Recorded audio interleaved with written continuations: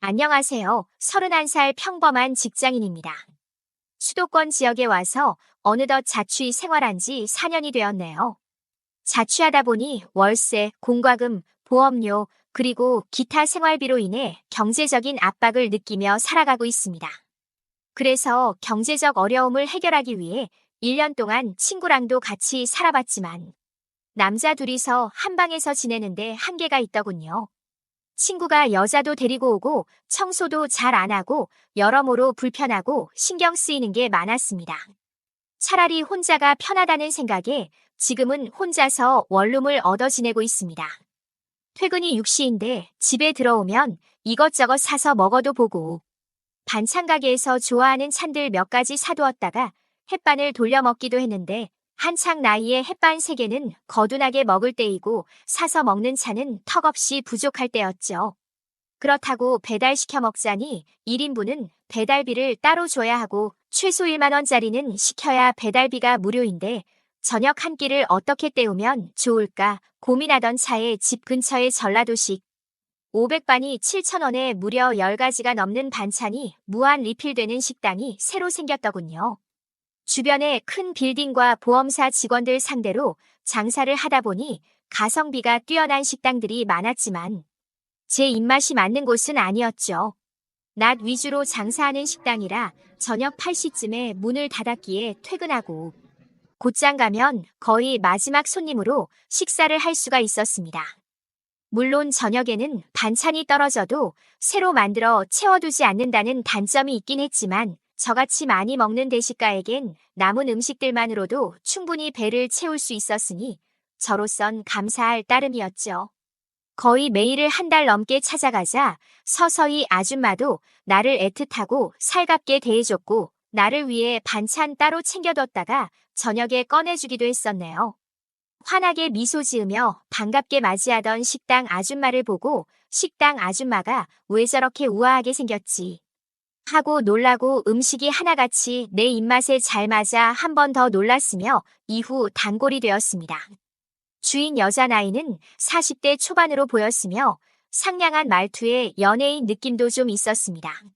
하루는 맥주 한잔하고 집으로 돌아오는 길에 단골 식당 간판에 불이 켜져 있었어요.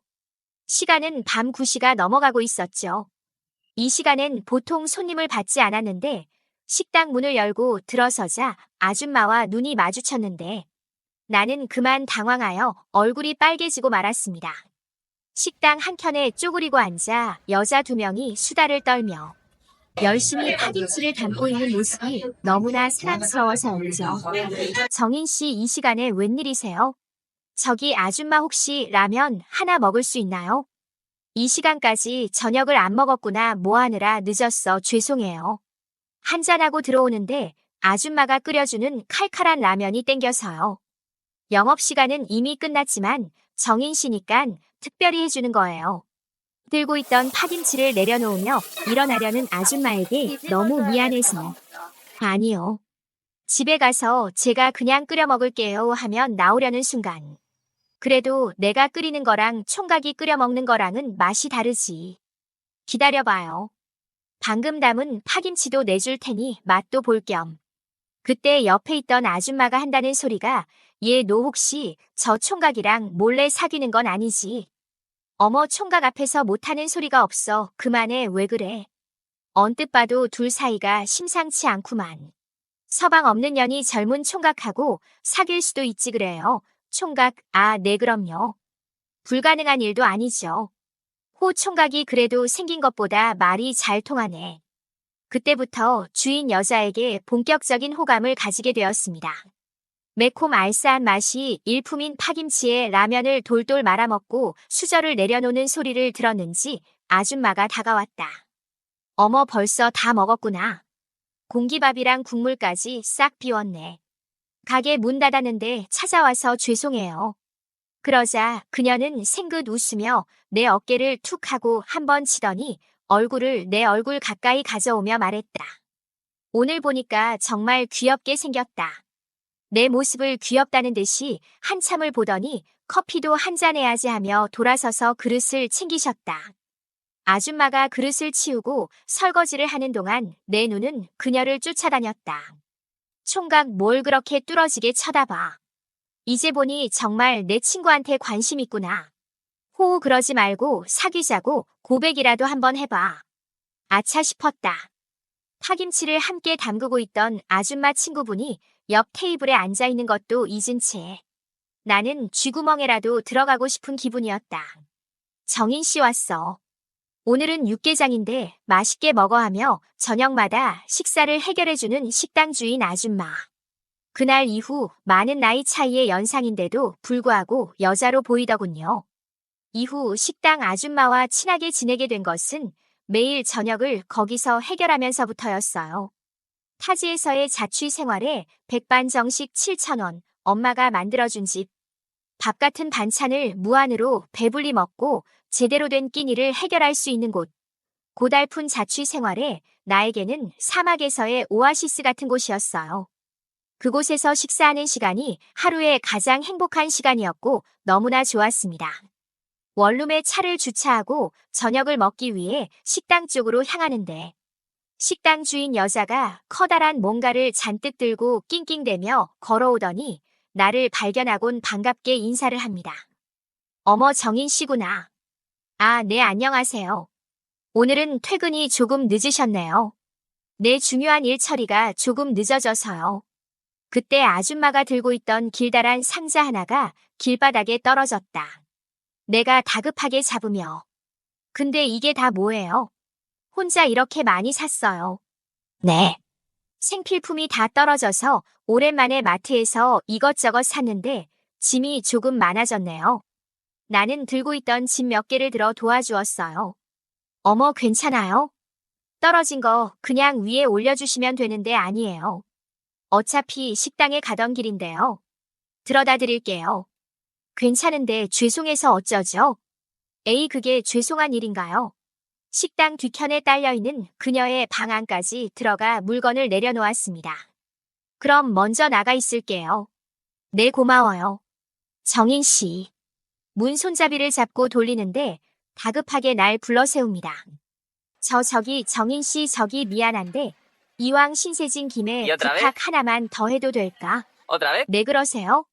사실은 나 이거 어떻게 할지 몰라서요. 화장실 변기 커버를 사왔는데 그걸 조립해 달라는 거였습니다. 제길 이 더러운 걸 신랑이나 애인한테나 해달라고 하지 하고 속으로 생각했지만 이리 주세요 하고 그녀의 욕실까지 들어가 변기 커버를 조립을 했습니다. 저 설치 다 했는데요. 이제 나가볼게요. 정인 씨 너무 고마워요. 오늘 저녁 식사는 나랑 같이 하는 건 어때요? 오늘 신세진 것도 갚을 겸 제대로 한 상 차려줄 테니 저야 좋지요. 그때부터 아줌마랑 뭔가 이루어지지 않을까 하는 기대감도 있었습니다. 그녀는 뭔가 한참을 뒤지고 복귀했습니다. 그리고 같이 식탁에 앉아 밥을 먹었죠. 그러면서 이런저런 얘기도 나누고 아주 배부르게 잘 먹었습니다. 정인 씨 차는 뭘 드릴까요? 괜찮습니다. 차까지 얻어 마시면 좀 그럴 것 같아요. 아니면 커피 드릴까요? 네, 그럼 한 잔 부탁드릴게요. 결국엔 커피까지 얻어 마시게 되었습니다. 커피를 마시면서 또 이런저런 얘기를 했는데 그때 알게 됐습니다. 1년 전 이혼하고 혼자 살고 있다는 걸요. 정인 씨는 나이가 올해 31살이요. 전 40살이에요. 제가 일부러 조금 놀란 듯한 표정을 지으며 말했습니다. 저 정말이요. 단훈하셨구나. 너무 똥아니세요. 에이, 거짓말 지금 나 놀리려고 하신 말이죠. 아니요. 제가 영업 쪽 일을 해서 사람 나이는 웬만하면 다 맞추거든요. 근데 누나는 완전히 잘못 봤네요. 솔직히 그녀 기분 좋으라고 예의상 멘트였는데 그녀는 정말 믿는 듯 했습니다. 어머, 진짜인가 보네. 그렇게 좋게 봐주시니 너무 고맙네. 그럼 정태 씨가 나보다 한참 동생이니까 그냥 편하게 말할게요. 네, 그러세요. 저도 그게 편하니까요. 참, 그리고 아까 말하려던 건데 배고프면 언제든지 찾아와서 밥 먹고 가면서 혹시 늦더라도 연락 주라며 폰 번호를 제게 알려줬습니다. 말이라도 고마워요. 누나 말로만 그러려던 거 아니니깐 언제든지 연락해. 한 3달 뒤부터는 아줌마와 반말 비슷하게 주고받고 농담도 주고받는 정도의 사이가 되었어요. 오늘은 추어탕 끓였는데 먹어봐. 내가 데워올게. 식은 국은 따로 데워서 주고 남는 반찬은 주말에 먹으라고 챙겨주고 누나의 씀씀이가 얼굴만큼이나 예뻐 보였어요. 그 대가로 나는 가게 형광등도 교체해주고 무거운 짐들을 옮겨주고 아무튼 남자의 일손이 필요한 곳에 도움을 주기 시작했고 동네에선 내가 그 누나 기둥서방이냐는 소문까지 나돌았습니다. 가게에서 밤늦게까지 단둘이 커피 마시거나 TV를 본다거나 마주보고 노닥거리며 즐겁게 있는 모습을 동네 분들이 많이 목격하였기에 오해할 만도 했죠. 더군다나 아줌마는 1년 전 이혼하고 식당에 딸린 단칸방에서 혼자 지내고 있었고 나는 한창 나이의 총각이었으니 말입니다. 아줌마는 평일 장사만 하다 보니 토요일 일요일은 영업을 하지 않아 늘 내 끼니를 걱정했어요. 그러던 중 주말에 아줌마가 밥 차려줄 테니 자기 집으로 오라는 겁니다.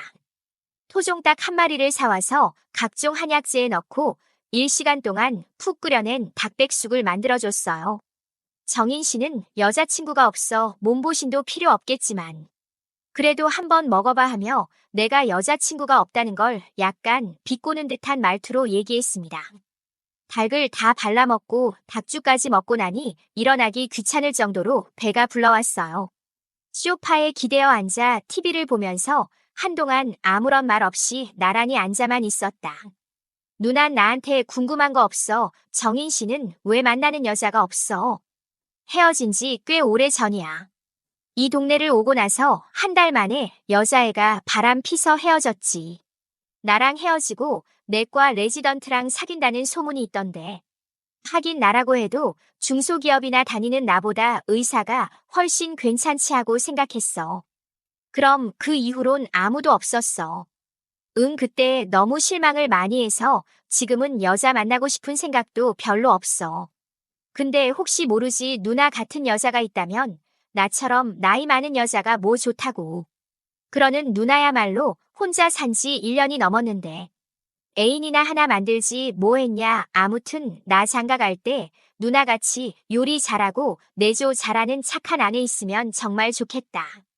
정말 내가 그렇게 마음에 드니 누나 같은 여자도 드물지. 근데 나도 가끔은 아주 가끔은 어린 남자 한번 만나보고 싶다는 생각할 때도 있어. 뭘 그리 더듬거리면서 말해. 나랑 한번 만나보고 싶다는 거지. 그렇게 누나와 반년을 넘게 사귀게 되었는데 어느 날 갑자기 누나의 전 남편이 연락이 와서 애들 생각해서라도 다시 살림 합치자고 한다면서 이혼하고 데리고 살던 여자가 바람나서 도망을 갔다나. 딴 여자와 살아보니 조강지처만한 여자가 없는 것 같다며 과거의 잘못을 뉘우치고 있으니깐. 또다시 살림을 합쳤으면 한다며 며칠 전에는 애들까지 데리고 식당으로 찾아왔다는데 9살 많은 누나를 붙잡자니 솔직히 부담스럽고 보내자니 아쉽고 머릿속이 복잡하네요. 또 누나의 전 남편이 능력이 좋은 분이래요. 돈도 꽤 있는 편이고 남편이 호색하니라 종종 바람을 피워 말썽을 일으키는 게 문제인데 재결합하는 조건으로 남편 명의로 된 재산의 일부를 누나에게 넘겨주겠다는 약속까지 했다네요. 누나가 저 때문에 고민하는 게 눈에 보이는데 제가 어떤 결정을 내리면 좋을까요? 만약 저와 헤어지면 누난 그걸로 끝인데 그건 너무 가혹하잖아요. 만약 전 남편과 다시 재결합하면 돈도 많이 있고 가게도 접고 아이들 육아에만 신경 쓰면 되니까요. 현실적으로 생각하면 이게 맞다고 생각합니다. 하지만 제가 누나를 좋아하는 마음이 많이 크기에 놓아주고 싶어도 마음이 그렇게 되지 않네요. 전 어떻게 해야 할까요?